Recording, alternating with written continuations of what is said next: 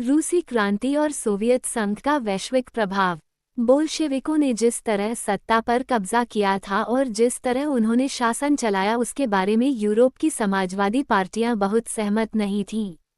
लेकिन मेहनतकशों के राज्य की स्थापना की संभावना ने दुनिया भर के लोगों में एक नई उम्मीद जगा दी थी।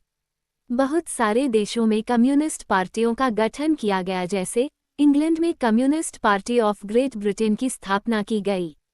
बोल्शेविकों ने उपनिवेशों को जनता को भी उनके रास्ते का अनुसरण करने के लिए प्रोत्साहित किया।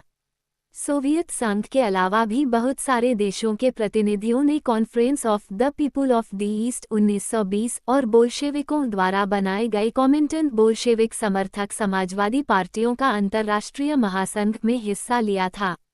कुछ विदेशियों को सोवियत संघ की communist university of the workers of the east में शिक्षा दी गई। जब दूसरा विश्व युद्ध शुरू हुआ तब तक सोवियत संघ की वजह से समाजवाद को एक वैश्विक पहचान और हैसियत मिल चुकी थी। लेकिन 50 के दशक तक देश के भीतर भी लोग ये समझने लगे थे कि सोवियत संघ की शासन शैली रूसी क्रांति के आदर्शों के अनुरूप नहीं है। विश्व समाजवादी आंदोलन में भी इस बात को मान लिया गया था कि सोवियत संघ में सब कुछ ठीक ठाक नहीं चल रहा है। एक पिछड़ा हुआ देश महाशक्ति बन चुका था, उसके उद्योग और खेती विकसित हो चुके थे और गरीबों को भोजन मिल रहा था। लेकिन वहां के नागरिकों को कई तरह की आवश्यक स्वतंत्रता नहीं दी जा रही थी और विकास परियोजनाओं को दमनकारी नीतियों के बल पर लागू किया गया था।